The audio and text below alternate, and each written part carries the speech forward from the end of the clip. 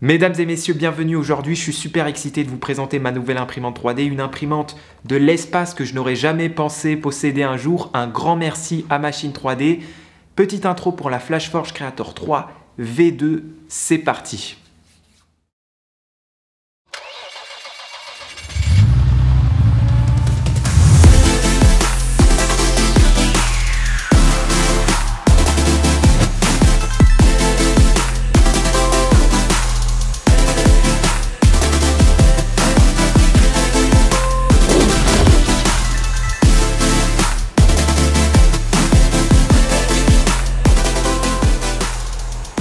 Un grand merci à Machine 3D de m'avoir envoyé et laissé cette imprimante, je suis super content.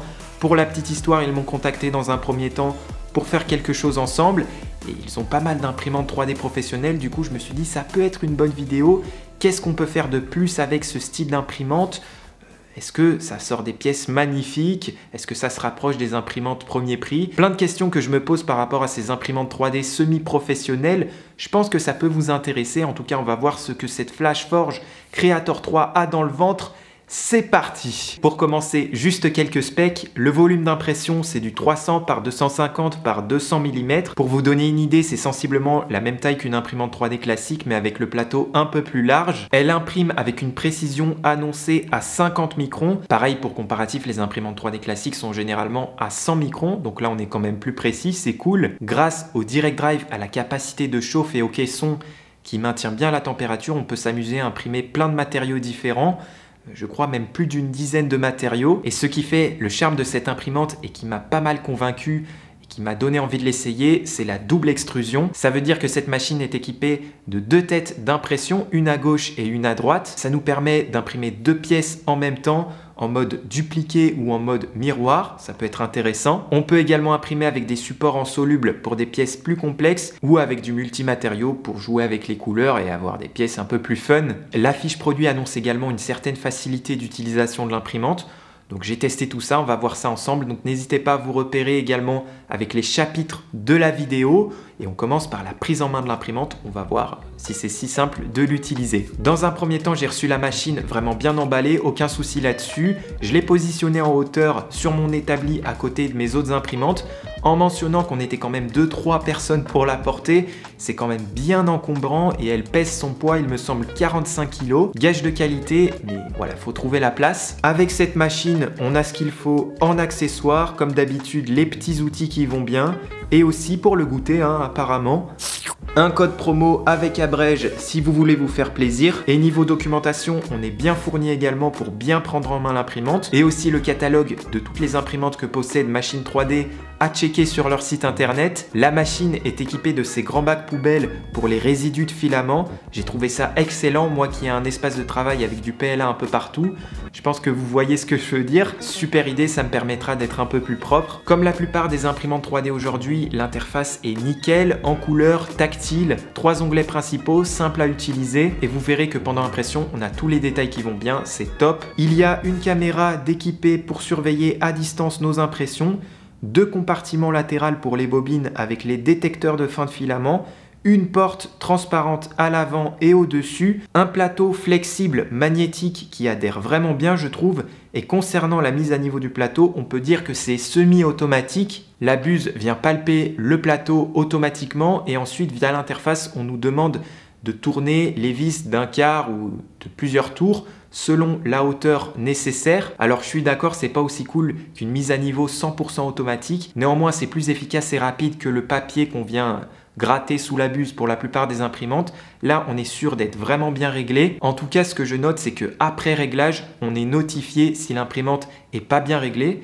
Et ça, c'est top, ça nous évite de partir sur de mauvaises bases. On peut aussi calibrer les axes. Moi, c'est ce que j'ai fait, je pense que c'est conseillé de base. Mais ici, pareil, rien de compliqué, on est bien pris en main. Niveau software, pour le slicer, ça fonctionne avec FlashPrint, que j'ai pris en main d'ailleurs très rapidement, et même plus facile, je trouve, à utiliser qu'un Cura ou un Simplify 3D. Il est hyper bien optimisé pour la FlashForge, et il n'y a pas besoin de bidouiller tous les réglages. Je la connecte en un clic via le Wi-Fi, ça c'est génial. Voilà dans les grandes lignes, c'est du clé en main, n'importe qui peut utiliser l'imprimante avec un peu de bon sens. Et j'ai noté que dans les réglages, il y a des possibilités habituellement absentes sur les imprimantes premier prix, comme la mise à jour de l'imprimante, le contrôle des lumières, etc. Ça, j'ai trouvé hyper classe. Très agréable la prise en main, je trouve. On passe maintenant aux premières impressions et on va voir ce que ça donne niveau qualité. C'est parti!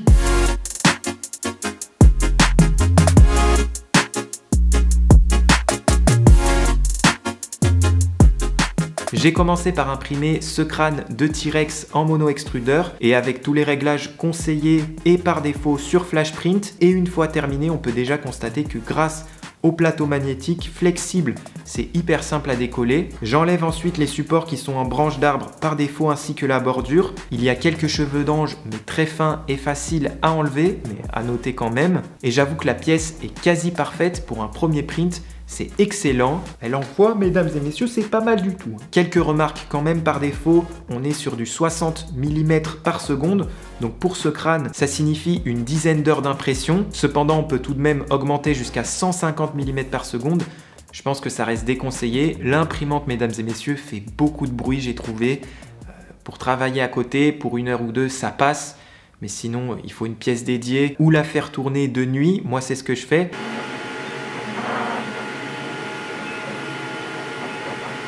Et je vous le dis, c'est le principal défaut que j'ai trouvé de l'imprimante en tout cas, c'est son bruit malgré le caisson, les ventilos, ça bombarde. Alors au moins ça filtre l'air et on a une belle température ambiante, etc.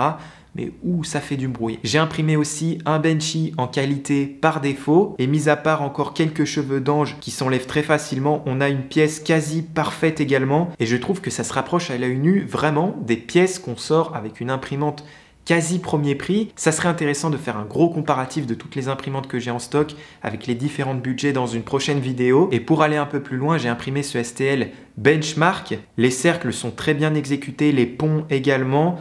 On voit que ça commence à avoir de la difficulté au-delà des 45 degrés d'inclinaison, mais ça c'est normal, c'est sur toutes les imprimantes, mais je trouve que ça se débrouille déjà plutôt pas mal. Pour le reste, je trouve rien à dire, c'est top. J'ai pas fait une tonne d'impression en mono extrudeur, vous allez voir, mais déjà pour conclure niveau qualité, je le rappelle, pour sortir une belle pièce, ça dépend du filament, du STL, de l'environnement, des réglages d'impression, de l'imprimante. Je dirais donc qu'à partir de toutes ces composantes, la qualité d'impression de cette machine est top. Mais par comparatif, on n'est pas si loin d'une qualité d'une Sidewinder X1. On sent qu'il n'y a pas tellement de différence que ça.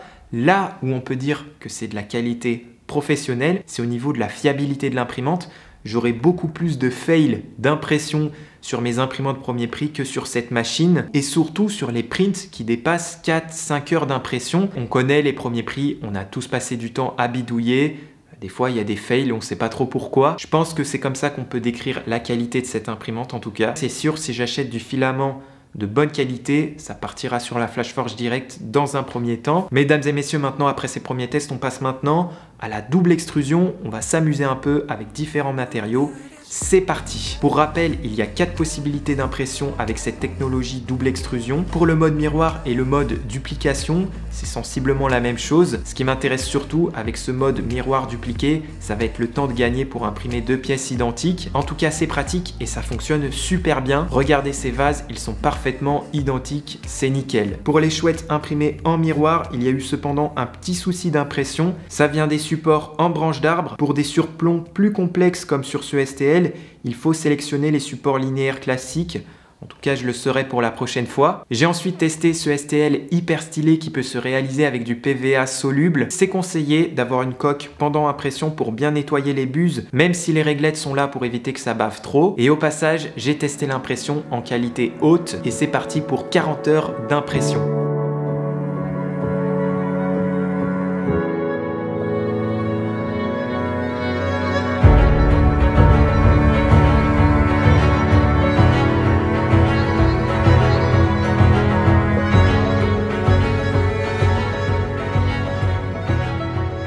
Une fois terminé, j'ai plongé l'impression dans l'eau et après quelques heures, le PVA devient de plus en plus pâteux. Malheureusement, je n'avais pas de récipient assez grand pour immerger totalement l'impression. Après une nuit de repos, le PVA n'a pas complètement été dissous. Est-ce que l'eau est saturée en PVA? Je ne sais pas, ou j'ai vraiment trop de support. J'ai fini au robinet pour enlever tout ça et une fois bien propre, le résultat est excellent. Je kiffe, c'est nickel.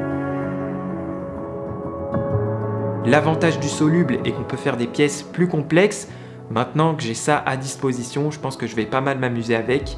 En tout cas, le soluble je valide. La dernière chose que l'on peut faire avec cette machine, c'est le multimatériau pour imprimer avec différentes couleurs. Voici ce que j'obtiens. Les impressions ne sont pas 100% parfaites, mais c'est quand même vraiment clean. Ça me permettra en tout cas d'avoir un peu plus de fun sur mes impressions, mais surtout pour labelliser mes pièces. Ça m'arrive très souvent de vouloir annoter des inscriptions sur mes impressions quand il y a un bouton, un interrupteur, etc. Là, je pourrais le faire sur l'ensemble de ma pièce et c'est surtout pour ça, à mon avis, que je vais l'utiliser. Voici l'ensemble des impressions que j'ai réalisées et j'en suis vraiment satisfait. Pour vous donner mon avis de maker par rapport à cette imprimante, oui, c'est une imprimante qui s'adresse à un public professionnel dans un premier temps. Je la vois très bien pour une petite entreprise ou pour faire de la production. C'est robuste et c'est fiable. Et pour le maker du quotidien qui a un peu de budget ou qui a de la chance d'en avoir une, ben c'est un peu le rêve, la double extrusion, on s'éclate, en tout cas je vais continuer à m'éclater avec. Pas besoin de s'embêter avec les réglages d'impression, on gagne pas mal de temps. Si j'ai des projets avec des pièces plus complexes, en tout cas c'est sûr, je l'utiliserai en priorité. Également je suis beaucoup moins limité en termes de choix de matériaux. Trop bruyante par contre à mon goût pour travailler à côté, ça c'est trop désagréable, je la fais tourner de nuit. Il est préférable d'avoir un espace dédié pour cette imprimante. Voilà, c'est la contrepartie. Le caisson et le look de l'imprimante futuriste et hyper stylé, ne l'oublions pas. Un grand merci encore à Machine 3D. N'hésitez surtout pas à aller faire un tour sur leur site et même à les contacter pour avoir un avis sur différentes imprimantes. Je les ai eus au téléphone, ils sont super sympas. Ils ont également plein d'autres produits orientés semi-professionnels et on peut dire que c'est le king jouet des makers qui ont un peu plus de budget. N'oubliez pas que j'ai un code promo avec Abrège sur la Flashforge si vous voulez vous faire plaisir. Voilà, j'espère que cette vidéo vous a plu. N'hésitez pas à me dire ce que vous en avez pensé en commentaire. D'ici là, prenez soin de vous. Je vous dis à très bientôt. Ciao!